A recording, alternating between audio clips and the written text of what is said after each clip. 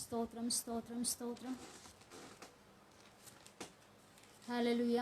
ദൈവത്തിൻ്റെ അതിപരിശുദ്ധമായ നാമം ഈ വൈകിയ വേളയിൽ വാഴ്ത്തപ്പെടുമാറാകട്ടെ. ഇന്നത്തെ ഈ സന്ധ്യാസമയത്ത് ദൈവത്തിൻ്റെ സന്നിധിയിലായിരിക്കാൻ സ്വർഗത്തിലെ ദൈവം എനിക്ക് തന്ന വലിയ ഭാഗ്യത്തെ ഓർത്ത് ഞാൻ ദൈവത്തെ സ്തുതിക്കുന്നു. പ്രത്യേകാല റോസ് ഫാമിലി ഫേസ്ബുക്ക് കൂട്ടായ്മയുടെ ഈ ഫേസ്ബുക്ക് പേജിലൂടെ സ്വർഗത്തിലെ ദൈവത്തെ ഉയർത്തുവാൻ തക്കവണ്ണം ദൈവം എൻ്റെ ജീവിതത്തിൽ തന്ന വലിയ ഭാഗ്യത്തെ ഓർത്ത് ഞാൻ കർത്താവിനെ സ്തുതിക്കുന്നു. പ്രത്യേകാലം എനിക്ക് പ്രകാരം ഒരു അവസരം ഒരുക്കി തന്ന റോസ് ഫാമിലി ഫേസ്ബുക്ക് പേജിൻ്റെ അഡ്മിനായിരിക്കുന്ന പ്രിയ റോസ്ലിൻ ആൻറ്റി ഓർത്ത് ഞാൻ കർത്താവിനെ സ്തുതിക്കുന്നു. പ്രിയ റോസ്ലിൻ ആൻറ്റിക്ക് എൻ്റെ ഹൃദയം നിറഞ്ഞതായ നന്ദിയെ ഈ സമയം ഞാൻ അറിയിക്കുന്നു. നമുക്കധികം സമയമില്ലല്ലോ. ഞാൻ ദൈവവചനത്തിലേക്ക് കടക്കുകയാണ്. ഞാൻ വലിയ കൺവെൻഷൻ പ്രാസംഗിക്കുകയോ അങ്ങനെയൊന്നുമല്ല. കർത്താവിൻ്റെ വചനം പഠിച്ച് കർത്താവിൻ്റെ പേരുള്ള ബന്ധത്തിലായിരിക്കുന്നു. ഞാൻ ചെറിയൊരു ഗായികയാണ്. ഞാനിപ്പോൾ നിൽക്കുന്നത് ആ ഒരു മേഖലയിലാണ് നിൽക്കുന്നത്. എന്നാൽ ലഭിക്കുന്ന അവസരങ്ങളിൽ ദൈവവചനം ശുശ്രൂഷിപ്പാനും ദൈവം എന്നെ സഹായിച്ചുകൊണ്ടിരിക്കുന്നു. വലിയ കൃപകൾക്കായി ദൈവത്തെ സ്തുതിക്കുന്നു. നമുക്കറിയാം, ഈ കോവിഡിൻ്റെതായ ഒരു കാലഘട്ടമായിരിക്കുന്നത് കൊണ്ട് നമ്മുടെ ആരാധനാലയങ്ങൾ തുറന്ന് നമുക്ക് ദൈവത്തെ ആരാധിക്കുവാനോ മഹത്വപ്പെടുത്തുവാനോ നമുക്ക് കഴിയുന്നില്ല.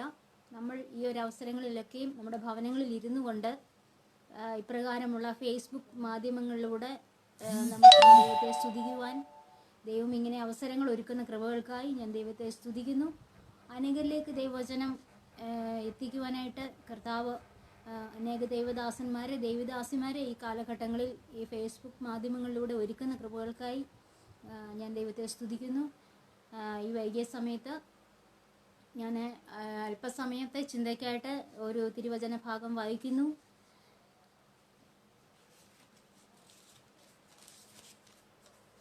രണ്ട് പത്രോസ് എഴുതിയ ലേഖനം 1-ാം അധ്യായം അതിൻ്റെ 10-ാം വാക്യം. 2 പത്രോസ് 1-ാം ലേഖനം അതിൻ്റെ 10-ാം വാക്യം. അതുകൊണ്ട് സഹോദരന്മാരെ, നിങ്ങളുടെ വിളിയും തിരഞ്ഞെടുപ്പും ഉറപ്പാക്കുവാൻ അധികം ശ്രമിപ്പീൻ. അതുകൊണ്ട് സഹോദരന്മാരെ, നിങ്ങളുടെ വിളിയും തിരഞ്ഞെടുപ്പും ഉറപ്പാക്കുവാൻ അധികം ശ്രമിപ്പീൻ. ഇവിടെ പത്രോസ് അപ്പോസ്തലൻ പ്രകാരം പറയുന്നു, നിങ്ങളുടെ വിളിയും തിരഞ്ഞെടുപ്പും ഉറപ്പാക്കുവാൻ അധികം ശ്രമിപ്പീൻ. ഈ കാലഘട്ടങ്ങളിൽ നാം ലോകം മുഴുവൻ നോക്കിയാൽ അനേക ദൈവവചനവുമായി ഈ കാലഘട്ടങ്ങളിൽ മാധ്യമങ്ങളിലൂടെ അനേകരെ നമുക്ക് കാണുവാനായിട്ട് കഴിയും.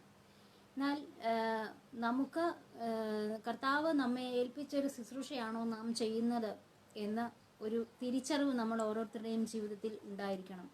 ദൈവം എന്നെ തിരഞ്ഞെടുത്തോ, ദൈവം എന്നെ വിളിച്ച വേലയ്ക്കാക്കിയോ എന്നുള്ള ഒരു ബോധ്യം നമ്മുടെ ഓരോരുത്തരുടെയും ജീവിതത്തിൽ ഉണ്ടായിരിക്കണം.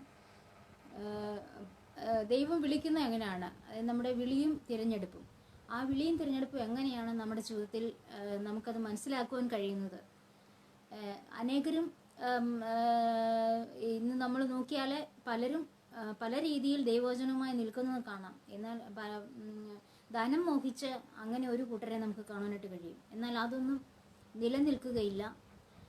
യഥാർത്ഥമായി ദൈവം വിളിച്ചു വേർതിരിച്ച ഒരു വ്യക്തിക്ക് മാത്രമേ ഈ തിരുവചനം ആയി ധൈര്യപൂർവ്വം നിൽക്കുവാനായിട്ട് കഴിയത്തുള്ളൂ. ആ വിളിയും തിരഞ്ഞെടുപ്പും നാം എങ്ങനെയാണ് മനസ്സിലാക്കുന്നത്? ചില സമയങ്ങളിൽ നമ്മളോട് ദൈവത്തിൻ്റെ വചനം നമ്മോട് സംസാരിക്കും. നാം വളരെ വേദനയോടെയോ ബുദ്ധിമുട്ടോടെയോ പ്രയാസത്തോടെയോ ഒക്കെ നാം ആയിരിക്കുന്ന സാഹചര്യങ്ങളിൽ ദൈവത്തിൻ്റെ വചനം നമ്മോട് സംസാരിക്കുവാൻ ഇടയായിത്തീരും. ആ ദൈവവചനം നമ്മോട് സംസാരിക്കുമ്പോൾ അതിലൂടെ നമുക്ക് മനസ്സിലാക്കുവാൻ കഴിയും, എന്നെക്കുറിച്ച് ദൈവം എന്താണ് ഉദ്ദേശിച്ചിരിക്കുന്നത്, എൻ്റെ ജീവിതം എന്തിനു വേണ്ടിയുള്ളതാണെന്ന് നമുക്കവിടെ മനസ്സിലാക്കുവാൻ കഴിയും. നമുക്കറിയാം, ഈ ലോകപരമായി നോക്കുമ്പോൾ അനേക സാഹചര്യങ്ങളിലൂടെയൊക്കെ നാം കടന്നു പോകും. കഷ്ടതയുണ്ടാകും, നമ്മുടെ ജീവിതത്തിൽ പ്രയാസമുണ്ടാകും, രോഗങ്ങളുണ്ടാകാം, ദുഃഖങ്ങളുണ്ടാകാം, വേർപാടുകൾ നമ്മുടെ ജീവിതത്തിൽ അനുഭവിക്കേണ്ടതായി വരും. ഈ സാഹചര്യങ്ങളിലൂടെയൊക്കെ നാം കടന്നു പോകുമ്പോൾ ഒരു ദൈവ പൈതൽ തളർന്നു പോകുവാൻ പാടില്ല. അവിടെ നാം ഈ തിരുവചനം നമ്മെ ഓർപ്പിക്കുന്നു, നമ്മെ വിളിച്ച ഒരു ദൈവമുണ്ട്, നമ്മെ തിരഞ്ഞെടുത്ത ഒരു ദൈവമുണ്ട്. നമ്മെ വിളിച്ച് തിരഞ്ഞെടുത്തു നമ്മെ ആക്കി വെച്ചിരിക്കുന്നത് എന്തിനാണ്? കർത്താവിൻ്റെ വേലയ്ക്ക് വേണ്ടിയാണ് നമ്മെ വിളിച്ച് ദൈവം വേർതിരിച്ച് ആക്കിയിരിക്കുന്നത്. പാപത്തിൻ്റെ അന്ധകാരത്തിൽ കിടന്നതായ ഒരു ജനതയാണ് നാം. നമുക്കറിയാം, കഴിഞ്ഞ കാലങ്ങളൊക്കെ അപേക്ഷിച്ച് നോക്കിയാൽ പാപത്തിൻ്റെതായ മ്ലേച്ഛകരമായ വഴികളിലൂടെ ജീവിച്ചിട്ട്, ലോകപരമായി നാം ജീവിച്ചിട്ട് എന്ത് ചെയ്യുക, ആ പാപത്തിൽ നമ്മെ വിളിച്ച് വേർതിരിച്ചതാണ് ദൈവം.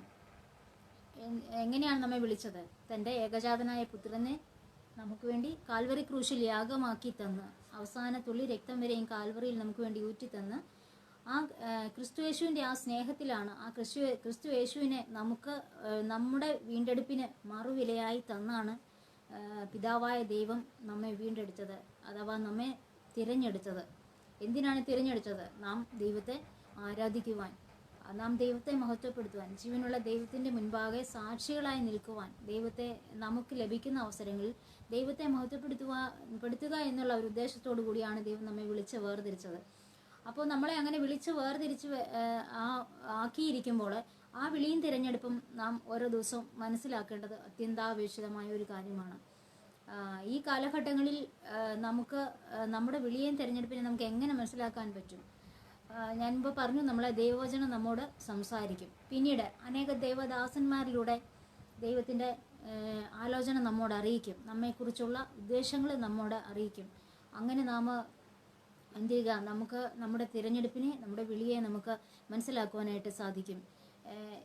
എന്നെ സംബന്ധിച്ചോളം ഞാൻ ഒരു സുശേഷ വേലയ്ക്ക് വേണ്ടി സമർപ്പിക്കുവാനായിട്ട് ആഗ്രഹിച്ചിരുന്ന ഒരു വ്യക്തിയല്ല. ഞാനൊരു നേഴ്സിംഗ് ഫീൽഡിൽ മാത്രം ആഗ്രഹിച്ച് അങ്ങനെ നേഴ്സിംഗൊക്കെ പഠിച്ച് അങ്ങനെ നിന്ന ഒരു വ്യക്തിയാണ്. എന്നാൽ ഞാൻ ജോലിക്കൊക്കെയും കടന്നുപോയി, വടക്കേ ഇന്ത്യയിലൊക്കെ ജോലിക്ക് കടന്നുപോയ സാഹചര്യങ്ങളുണ്ട് എൻ്റെ ജീവിതത്തിൽ. എന്നാൽ അവിടെ നിന്നൊക്കെയും എന്നെ ദൈവം അടക്കി എൻ്റെ നാട്ടിലേക്ക് തിരിച്ചു കൊണ്ടുവന്നപ്പോൾ ഞാൻ കാരണം വടക്കേ ഇന്ത്യയിൽ പോയിട്ട് എനിക്ക് അനേക പ്രശ്നങ്ങളൊക്കെ എൻ്റെ ജീവിതത്തിൽ നേരിട്ടു.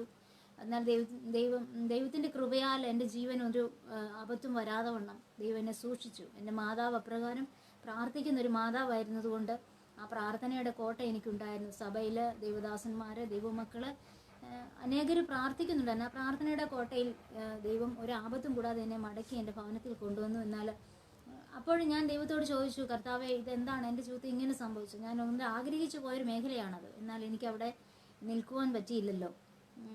അപ്പം അങ്ങനെ ഇരുന്നാണ് ഞാൻ ഒരു ഉപവാസ പ്രാർത്ഥനയ്ക്ക് ഇരിക്കുമ്പോഴാണ് ഇങ്ങനെ ഒരു ദൈവാലോചന എന്നോട് ഉണ്ടായി. പക്ഷേ അത് എന്നോടാണെന്നുള്ളത് ഞാൻ ചിന്തിക്കുന്നില്ല. ഞാനത് കേട്ടെങ്കിലും അത് എന്നോടാണെന്നുള്ളത് ഞാൻ അത് ഗ്രഹിച്ചില്ല. അങ്ങനെ ഞാൻ ആയിരിക്കുമ്പോഴാണ് പിന്നീട് എനിക്ക് ഒരു കൺവെൻഷന് കോട്ടയത്തിൻ്റെ പ്രദേശത്ത് പരിപ്പ് എന്ന് പറഞ്ഞ സ്ഥലത്ത് ഒരു കൺവെൻഷന് ഞാൻ കൊയറിൽ പാടാനായിട്ട് പോയി. ഞാൻ പാട് സ്റ്റേജിലിരിക്കുമ്പോൾ അന്ന് വന്ന ദൈവത്തിൻ്റെ ദാസൻ എൻ്റെ പേരെടുത്ത് വിളിച്ചു പറഞ്ഞു, പേരിങ്ങനെ എഴുതി കാണിക്കുന്നു, ദൈവാത്മാവ് എന്നെ എഴുതി കാണിക്കുന്നു, എൻ്റെ പേര് ഷീബ എന്നാണ്, ഷീബ എന്ന് എഴുതി കാണിക്കുന്നു, എൻ്റെ അടുത്തേക്ക് വരണം എന്ന് പറഞ്ഞു. അപ്പോൾ ഞാനിങ്ങനെ ഓഡിയൻസിനിടയിലേക്ക് നോക്കി ആരെങ്കിലും അവിടെ നിന്ന് വരുമെന്ന്, പക്ഷെ ആരും വരുന്നത് കാണുന്നില്ല.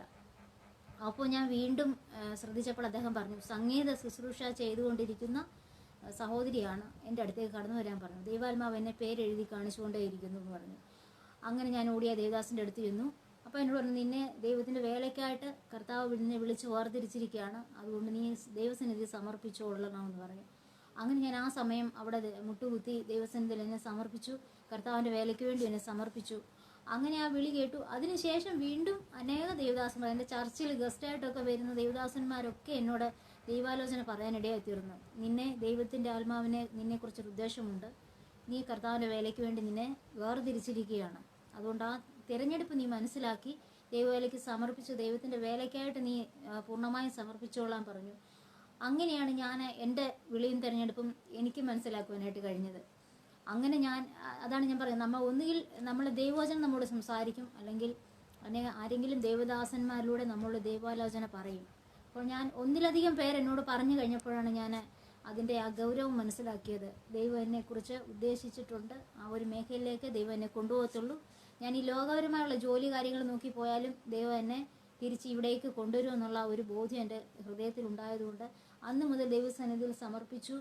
പിന്നെ ഞാൻ കടന്നുപോയി ദൈവവചനം പഠിച്ചു. അങ്ങനെ കർത്താവിൻ്റെ വേലയോടുള്ള ബന്ധത്തിൽ ഇപ്പോൾ ചർച്ചിലെ ചില പ്രവർത്തനങ്ങളോടൊക്കെ ബന്ധത്തിൽ ഞാൻ ആയിരിക്കുന്നു.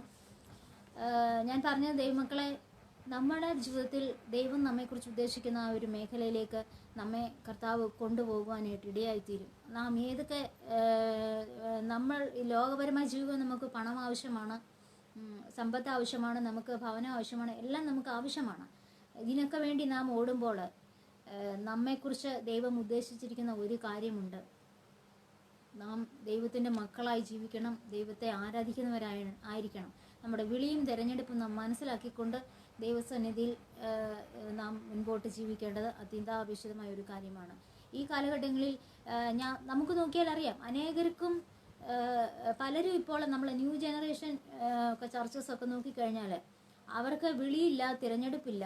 അവർ ദൈവവചനം ഇങ്ങനെ ശുശ്രൂഷിക്കുന്നുണ്ട്, കുറേ വിടുതൽ ശുശ്രൂഷകൾ ചെയ്യുന്നുണ്ട്, ഇങ്ങനെ കുറേ കാര്യങ്ങളൊക്കെ ചെയ്യുന്നുണ്ട്. പക്ഷെങ്കിൽ എത്ര പേരാണ് അതിൽ വിളിയും തിരഞ്ഞെടുപ്പും മനസ്സിലാക്കിക്കൊണ്ട് ശുശ്രൂഷ ചെയ്യുന്നതെന്ന് നമുക്ക് അവരുടെ ശുശ്രൂഷ മണ്ഡലങ്ങൾ കാണുമ്പോൾ നമുക്ക് മനസ്സിലാകും. എന്തൊക്കെയാണ് ഇവിടെയായിരുന്നു യഥാർത്ഥമായി ആത്മാവിലും സത്യത്തിലും ദൈവത്തെ ആരാധിക്കുന്ന ഒരു വ്യക്തിക്ക് ഇങ്ങനെയുള്ള മേഖലകളിലേക്ക് കടന്നു ചെല്ലുമ്പോൾ അറിയുവാൻ തക്കവണ്ണം ഇടയായിത്തീരും. വിളിയും തിരഞ്ഞെടുപ്പും മനസ്സിലാക്കിയുള്ള ഒരു ശുശ്രൂഷയാണോ ഇവർ ചെയ്യുന്നതെന്നുള്ളത് നമുക്ക് മനസ്സിലാക്കുവാനായി കഴിയും. അപ്പോൾ ഒരു ദൈവ പൈതലിൻ്റെ അഥവാ ഒരു വിശ്വാസിയുടെ ജീവിതത്തിൽ ഏറ്റവും അത്യന്താപേക്ഷിതമായിട്ടുള്ള ഒരു കാര്യമാണ് തൻ്റെ വിളിയും തിരഞ്ഞെടുപ്പും മനസ്സിലാക്കുക എന്നുള്ളത്.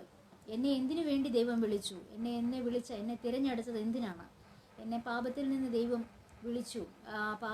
പാപപങ്കിലമായി കിടന്ന ലോകത്തിൽ നിന്ന് ദൈവം എന്നെ വിളിച്ച് വേർതിരിച്ച് മാറ്റി നിർത്തിയിരിക്കുന്നതിൻ്റെ ആ ഉദ്ദേശം എന്താണെന്നുള്ളത് നാം ഓരോ ദിവസവും നമ്മുടെ ജീവിതത്തിൽ അത് മനസ്സിലാക്കിക്കൊണ്ട് നാം മുൻപോട്ട് പോകേണ്ടത് അത്യാവശ്യമായ ഒരു കാര്യമാണ്. ദൈവമക്കളെ, നമ്മെ കർത്താവായ യേശുക്രിസ്തു തൻ്റെ സ്വന്തം രക്തത്താൽ നമ്മെ വീണ്ടെടുത്തു.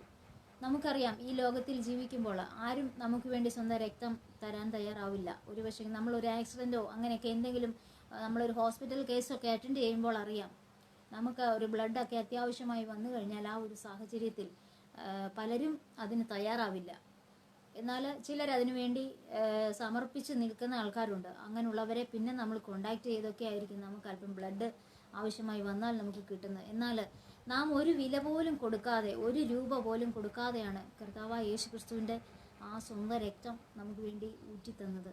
ആ രക്തം നമ്മുടെ ശരീരത്തിലൂടെ ദൈവം അത് ഒഴുക്കുമ്പോൾ നമ്മുടെ ശിരസ് തൊട്ട് നമ്മുടെ പാദം വരെയും ആ ദൈവത്തിൻ്റെ ആ ഒരു വലിയ ശക്തി നമ്മൾ വ്യാപരിക്കുവാൻ തക്കവണ്ണം ഇടയായിത്തീരും. ആ പരിശുദ്ധാത്മാവിനാൽ ആ രക്തത്താൽ നാം വീണ്ടെടുത്ത് നമ്മെ വിളിച്ച് വേർതിരിച്ച് തൻ്റെ മക്കളും അവകാശികളുമാക്കി കർത്താവ് തീർത്തു വെച്ചിരിക്കുന്നത് എന്തിനാണ്? നാം ദൈവത്തെ ആരാധിക്കുക എന്നുള്ള ഒരൊറ്റ ഉദ്ദേശത്തോടു കൂടി മാത്രമാണ്.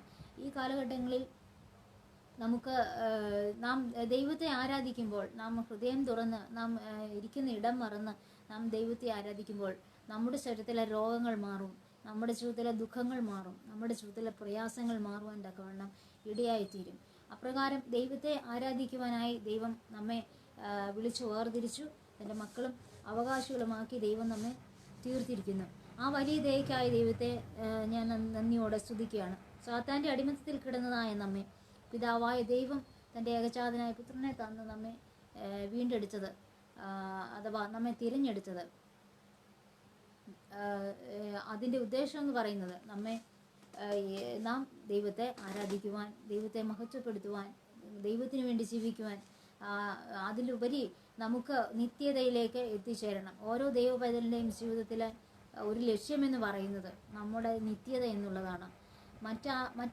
മറ്റാരും നിത്യതയെക്കുറിച്ച് പ്രസംഗിക്കുന്നില്ല.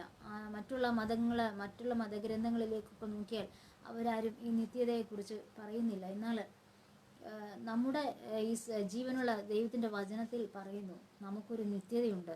ആ ഒരു നിത്യത നാം കൈവശമാക്കണമെങ്കിൽ എന്ത് ചെയ്യുക? ഈ കാലഘട്ടങ്ങളിൽ നമ്മൾ ഈ ഭൂമിയിൽ ജീവിക്കുമ്പോൾ നമ്മുടെ വിളിയും തിരഞ്ഞെടുപ്പും മനസ്സിലാക്കിക്കൊണ്ട് നമുക്ക് ആ നിത്യതയിലേക്ക് ആ വിളിയും തിരഞ്ഞെടുപ്പും മനസ്സിലാക്കി നാം അതിനനുസരിച്ച് നാം ജീവിക്കുമ്പോൾ ആ നിത്യതയിലേക്ക് നമുക്ക് എത്തിച്ചേരുവാൻ തക്കവണ്ണം ഇടയായിത്തീരും. അതാണ് ദൈവം നമ്മെക്കുറിച്ച് ഉദ്ദേശിക്കുന്നത്.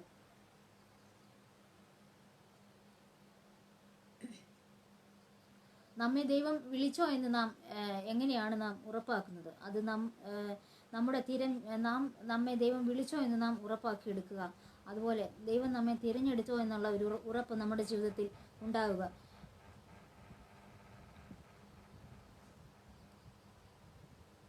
വിശുദ്ധ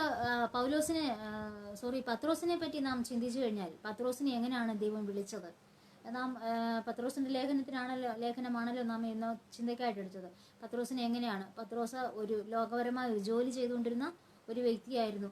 താൻ മീൻ പിടിച്ചുകൊണ്ടിരുന്ന ആ ഒരു അവസ്ഥയിൽ നിന്നാണ് തന്നെ കർത്താവ് വിളിച്ച് തന്നെ വേർതിരിക്കുവാൻ തക്കോണം ഇടയായിത്തീരുന്നത്. അവിടെ നിന്ന് അവനെ തിരഞ്ഞെടുത്തു. ആ മീൻ പിടിച്ചുകൊണ്ടിരുന്ന ആ ഒരു അവസ്ഥയിൽ നിന്ന് ആ നാറുന്നതായ ഒരു അവസ്ഥ നമുക്കറിയാം. മീന് എന്ന് പറയുമ്പോൾ തന്നെ അതിനൊരു ദുർഗന്ധമാണ്. ഭക്ഷണം രുചിയാണ് എങ്കിലും മീനിനൊരു ദുർഗന്ധമാണ്. ആ ഒരു മീൻ പിടിക്കുന്ന ഒരു വ്യക്തിയുടെ അവരുടെ അടുത്തേക്ക് ചെല്ലുമ്പോൾ നമുക്കറിയാം, ഒരിക്കലും നമുക്കത് സഹിക്കാൻ പറ്റാത്ത ഒരു സ്മെല്ലാണ് അവർക്ക്. എന്നാൽ അങ്ങനെ നിന്ന ആ ഒരു വ്യക്തിയെ ആണ് എന്ത് ചെയ്യുക, കർത്താവ് വിളിച്ച് വേർതിരിക്കുവാൻ തക്കോണം ഇടയായിത്തീരുന്നത്. വിളിച്ച് തൻ്റെ ശിഷ്യനാക്കി തീർത്തു. അപ്പോൾ നാം ഒന്ന് ഓർക്കുക, ദൈവം നമ്മെ വിളിക്കുന്നത് നാം കിടക്കുന്ന നമ്മുടെ ശ്രേഷ്ഠതയോ നമ്മുടെ മഹിമയോ നമ്മുടെ വിദ്യാഭ്യാസമോ നമ്മുടെ ജാതിയോ നമ്മുടെ കുലമോ നമ്മുടെ ശ്രേഷ്ഠതയോ നമ്മുടെ പണമോ ഒന്നും കണ്ടല്ല ദൈവം നമ്മെ വിളിക്കുന്നത്. നാം ഏതവസ്ഥയിലായിരിക്കണോ ആ അവസ്ഥയിൽ നിന്നാണ് ദൈവം നമ്മെ വിളിക്കുന്നത്. ആ വിളിക്കുമ്പോൾ നാം എന്ത് ചെയ്യുക? നമുക്കൊരു സമർപ്പണം ഉണ്ടായിരിക്കണം. നമ്മുടെ ജീവിതത്തിൽ എന്നെ ദൈവം വിളിച്ചത് എന്തിനെന്നുള്ള ഒരു സമർപ്പണം നാം ആ ദൈവം വിളിക്കുമ്പോൾ തന്നെ നാം ദൈവസന്നിധിയിൽ നമ്മെ സമർപ്പിച്ചു കൊടുക്കണം. കർത്താവിനെ വിളിച്ചത് എന്തിനാണ്? ഞാൻ കർത്താവിന് വേണ്ടി ജീവിക്കുവാനാണ്. അപ്പോൾ നാം എന്ത് ചെയ്യുക? ദൈവസന്നിധിയിലേക്ക് നമ്മെ സമർപ്പിച്ചു കൊടുക്കുവാൻ തക്കോണം ഇടയായിത്തീരണം.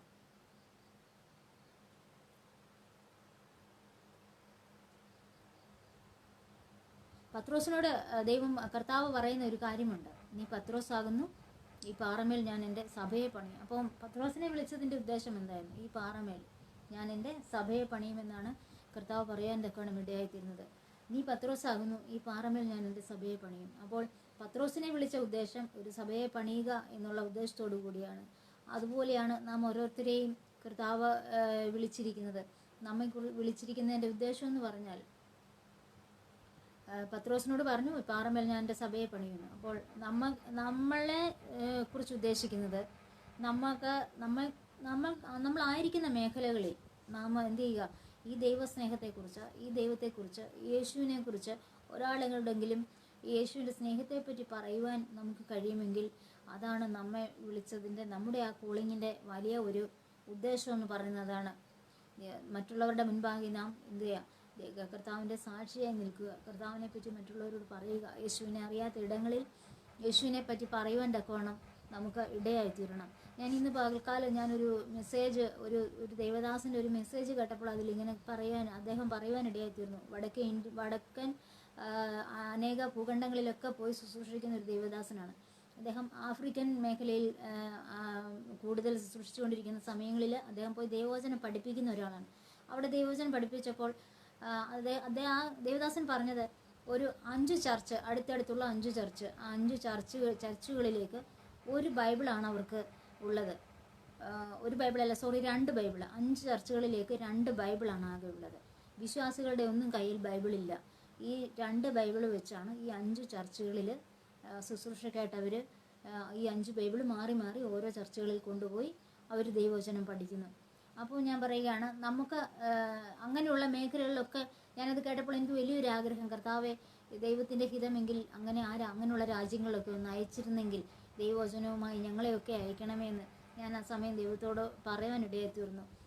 കാരണം വചനത്തിനു വേണ്ടി ആർത്തിയോടെ ആയിരിക്കുന്ന ഒരു കൂട്ടം ജനങ്ങൾ, വചനം പഠിക്കുവാൻ, ദൈവത്തെ അറിയുവാൻ, യേശു ആരെന്നറിയുവാൻ, യേശുവിനെ പറ്റി അറിയുവാൻ ഒരു കൂട്ടം ജനങ്ങളിങ്ങനെ ഒരുങ്ങിയിരിക്കുന്നു.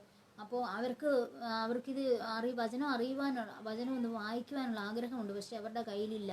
നമ്മുടെയൊക്കെ ഭവനങ്ങളിൽ നമുക്ക് 5ഉം 6ഉം ബൈബിൾ, നമ്മൾ വീട്ടിൽ 5 പേരുണ്ട്, 5 പേർക്ക് ഓരോ ബൈബിൾ കാണും. എക്സ്ട്രാ ബൈബിൾ നമുക്ക് വേറെ കാണും. പക്ഷെങ്കിൽ നമ്മളൊന്ന് ഓർത്ത് നോക്കുക, അനേക ഇടങ്ങളിൽ ബൈബിൾ പോലും ഇല്ലാതെ അനേകർ ദൈവത്തെ ആരാധിക്കുന്നു. അവർ കേട്ടാണ് ആരാധിക്കുക. അവർക്ക് പഠിപ്പിച്ചു കൊടുക്കുന്ന കാര്യങ്ങൾ ഇതുപോലെ ദേവദാസന്മാർ നമ്മുടെ നാട്ടിൽ നിന്ന് മിഷണറിമാർ അവിടെ ചെന്ന് അവർക്ക് പറഞ്ഞു കൊടുക്കുന്ന കാര്യങ്ങൾ അവരുടെ ഹൃദയത്തിൽ ഗ്രഹിച്ചിട്ട് അങ്ങനെ അവർ വിശ്വസിച്ച് ബൈബിൾ ഒന്നും കയ്യിലില്ലാതെ ദൈവത്തെ ആരാധിക്കുന്ന ഒരു കൂട്ടം ജനം. അതൊക്കെ കേട്ടപ്പോൾ വളരെയധികം വേദന തോന്നി. കാരണം നമുക്ക് എല്ലാ സാഹചര്യങ്ങളും ഉണ്ടായിട്ട് നമ്മൾ ദൈവത്തെ ആരാധിക്കുവാൻ വിമുഖത കാണിക്കുന്നവരാണ് നമ്മുടെ കേരളത്തിലുള്ളത്. എന്നാൽ അതൊക്കെ ഓർത്തപ്പോൾ ഞാൻ ഓർത്തു, കർത്താവെ, അങ്ങനെയുള്ള ഇടങ്ങളിലേക്കൊക്കെ ഞങ്ങളെപ്പോലുള്ളവരെയൊക്കെ അയക്കണം. ഞങ്ങളൊക്കെ കടന്നുപോയി ദൈവത്തിൻ്റെ വചനം അവിടെയൊക്കെ ഞങ്ങളെ കൊണ്ട് കഴിയുന്ന രീതിയിൽ ചെയ്യുവാൻ അങ്ങനെയുള്ള മേഖലകളൊക്കെ ഒരുക്കി തരണം. അല്ലെങ്കിൽ അനേക ദേവദാസന്മാരെ അവർക്കൊക്കെ ബൈബിള് ലഭിക്കത്തക്ക രീതിയിൽ, ഓരോ ഭവനത്തിലും ബൈബിള് ലഭിക്കത്തക്ക രീതിയിൽ ഉള്ള ക്രമീകരണങ്ങൾ ചെയ്യണമെന്നൊക്കെ ഞാൻ ആ സമയം ദൈവത്തോട് പറയാൻ ഇടയായിത്തീർന്നു.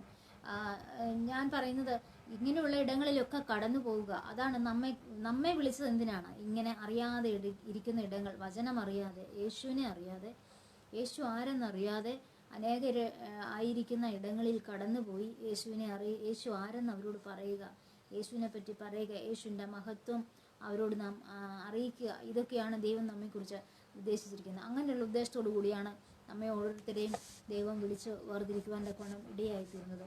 പത്രോസിനെ വിളിച്ചു, പൗലോസിനെ വിളിച്ചു. പൗലോസ് നമുക്കറിയാം, ദമസ്കോസിൻ്റെ പടിവാതിൽക്കൽ വെച്ചാണ് പൗലോസിനെ വിളിക്കുന്നത്. പൗലോസിൻ്റെ എന്തായിരുന്നു? പൗലോസ് ആദ്യം എന്തായിരുന്നു? ക്രിസ്ത്യാനികളെ ഉപദ്രവിക്കുകയും വളരെയധികം പീഡകൾ ചെയ്തുകൊണ്ടിരുന്ന ഒരു മനുഷ്യനായിരുന്നു പൗലോസ് എന്ന ശൗൽ. ഈ ശൗലിനെ വിളിച്ചപ്പോൾ എന്ത് ചെയ്യുക? അങ്ങനെ നിന്ന ഒരു മേഖലയിൽ നിന്നാണ് കർത്താവ് ശൗലിനെ വിളിച്ച് പൗലോസാക്കി അവനെ തീർത്ത് എന്ത് ചെയ്തു? അങ്ങനെ പൗലോസ്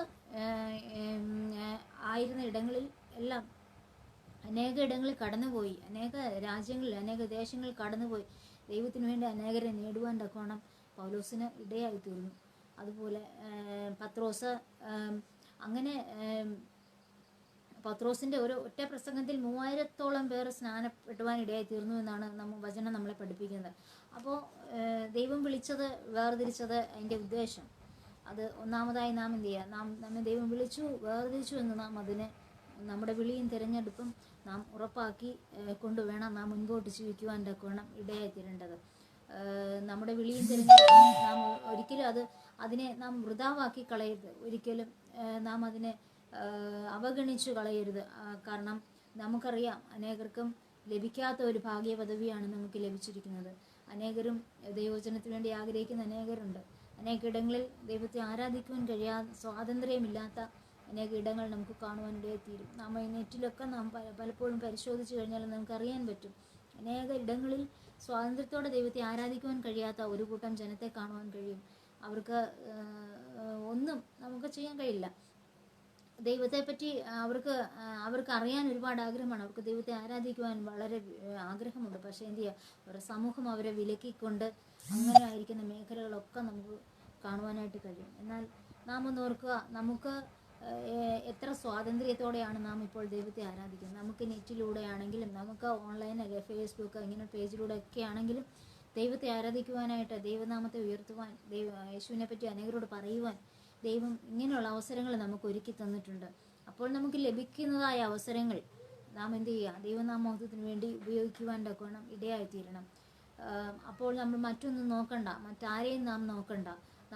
ഞാനിങ്ങനെ ഈ ഒരു ആൻറ്റി എന്നെ ഇങ്ങനെ ഒരു മെസ്സേജിന് വേണ്ടി എന്നോട് പറഞ്ഞപ്പോൾ ഞാനും പറഞ്ഞു, ആൻറ്റി ശരി ചെയ്യാം. കാരണം ഞാൻ വലിയ പ്രാസംഗികയൊന്നുമല്ല. അപ്പോഴും ആൻറ്റി എന്നോട് പറഞ്ഞപ്പോൾ ഞാൻ മനുഷ്യർ ചെയ്യാം. കാരണം ദൈവത്തിന് വേണ്ടി നമുക്ക് എന്തെങ്കിലും ഒന്ന് ചെയ്യാൻ പറ്റുമെങ്കിൽ, ദൈവനാമത്തിൽ എന്തെങ്കിലും 2 വാക്ക് പറയുവാനായിട്ട് നമുക്ക് കഴിഞ്ഞെങ്കിൽ അതാണ് നമ്മുടെ ജീവിതത്തിലെ ഏറ്റവും വലിയ ഭാഗ്യമെന്ന് പറയുന്നത്. നമ്മുടെ വിളിയും തിരഞ്ഞെടുപ്പിനും ഉള്ള ഉദ്ദേശം അതാണ്. നമ്മെ തിരഞ്ഞെടുത്താക്കി വെച്ചിരിക്കുന്നത് എന്താണ്? നാം കർത്താവിന് വേണ്ടി ഈ ഭൂമിയിൽ പ്രയോജനപ്പെടണം. അതാണ് ദൈവത്തിന് നമ്മെക്കുറിച്ചുള്ള ഉദ്ദേശം. നാം വെറുതെ പോയി ചർച്ചകളിൽ പോയി ആരാധിക്കുന്നു, പ്രാർത്ഥിക്കുന്നു, എഴുന്നേറ്റ് പോരുന്നു എന്നതിനേക്കാൾ ഉപരി നമ്മെക്കുറിച്ച് മറ്റു ചില ഉദ്ദേശങ്ങളാണ് ദൈവം. നാം ഈ ഭൂമിയിലായിരിക്കുമ്പോൾ മറ്റുള്ളവർക്ക് വേണ്ടി ഏത് രീതിയിൽ നമ്മെ കൊണ്ട് പ്രയോജനപ്പെടാം, യേശുവിനെ മറ്റുള്ളവർക്ക് ഏത് രീതിയിൽ പരിചയപ്പെടുത്തി കൊടുക്കുവാൻ ഇടയായിത്തീരും. ആ രീതികളിലൂടെയൊക്കെയും നമുക്ക് യേശുവിനെ പറ്റി പറയുവാൻ തക്കവണ്ണം ഇടയായിത്തീരും.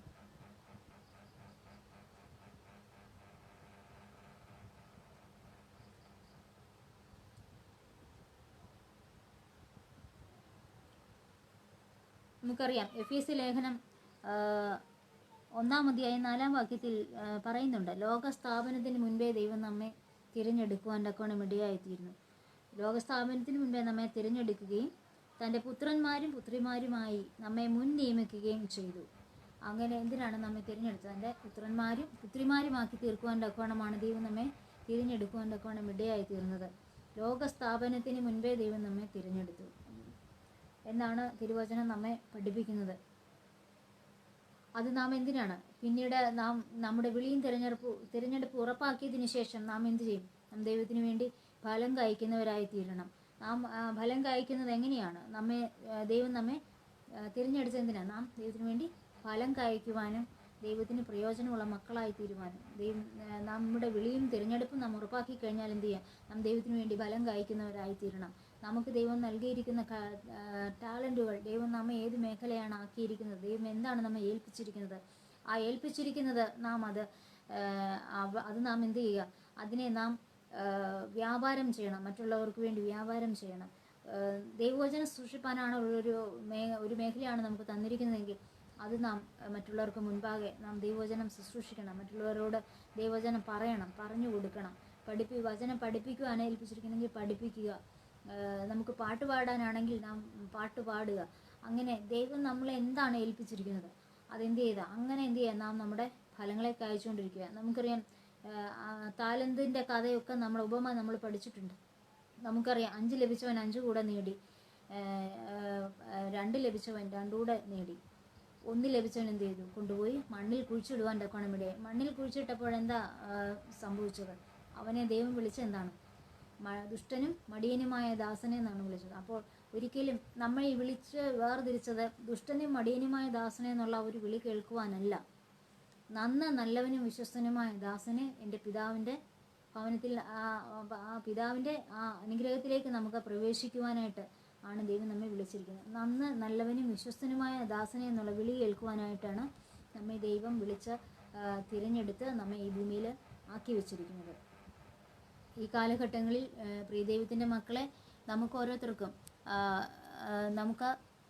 ദൈവം നമ്മെ ആക്കിയിരിക്കുന്ന മേഖലകളിൽ കർത്താവിന് വേണ്ടി ഏറെ പ്രയോജനപ്പെടുന്നവരും വിശ്വസ്തരുമായി തീരുവാൻ സ്വർഗത്തിലെ ദൈവം നമ്മെ സഹായിക്കട്ടെ. നമ്മുടെ വിളിയും തിരഞ്ഞെടുപ്പും എന്തെന്ന് മനസ്സിലാക്കിക്കൊണ്ട്, വിളിയും തിരഞ്ഞെടുപ്പും ഉറപ്പാക്കിക്കൊണ്ട് ദൈവത്തിന് വേണ്ടി അധികം ഫലം കായ്ക്കുന്നവരായി തീരുവാൻ ഈ കാലഘട്ടങ്ങളിൽ ദൈവം നമ്മെ സഹായിക്കട്ടെ. വിളിക്കപ്പെട്ടവരോ അനേകർ, തിരഞ്ഞെടുക്കപ്പെട്ടവരോ ചുരുക്കമെന്നാണ് ദൈവവചനം പറയുന്നത്. അനേകരെ വിളിക്കപ്പെട്ടുവെങ്കിലും തിരഞ്ഞെടുക്കപ്പെട്ടവർ ചുരുക്കം പേരാണ്. അപ്പോൾ ആ തിരഞ്ഞെടുക്കപ്പെട്ട ആ ചുരുക്കം പേരിൽ ഒരാളായി തീരുവാൻ സ്വർഗത്തിലെ ദൈവം നമ്മെ സഹായിക്കട്ടെ. നിത്യതയിൽ എത്തിച്ചേരുവോളം, ആ നിത്യതയുടെ തുറമുഖത്തേക്ക് നാം എത്തിച്ചേരുവോളം ദൈവം നമ്മുടെ വിളിയും തിരഞ്ഞെടുപ്പും മനസ്സിലാക്കിക്കൊണ്ട് ദൈവത്തിനേറെ പ്രയോജനമുള്ള മക്കളായി ഈ ഭൂമിയിൽ ജീവിക്കുവാൻ, ദൈവത്തെ മറ്റുള്ളവർക്ക് വേണ്ടി പങ്കുവെച്ചു കൊടുക്കുവാൻ, ദൈവസ്നേഹം പങ്കുവെച്ചു കൊടുക്കുവാൻ ഈ കാലഘട്ടങ്ങളിൽ ദൈവം നമ്മെ സഹായിക്കട്ടെ എന്ന് പ്രാർത്ഥിച്ചും ആശംസിച്ചും അനുഗ്രഹിച്ചും കൊണ്ട് ഞാൻ എൻ്റെ വാക്കുകളിൽ നിന്നും വിരമിക്കുന്നു. പ്രത്യേകാല റോസ് ഫാമിലിയിലെ അഡ്മിനായിരിക്കുന്ന പ്രിയ റോസൻ ആൻറ്റിക്ക് എൻ്റെ നന്ദിയെ വീണ്ടും ഒരിക്കൽ കൂടി അറിയിച്ചുകൊണ്ട് ഞാൻ നിർത്തുന്നു. ആമേൻ.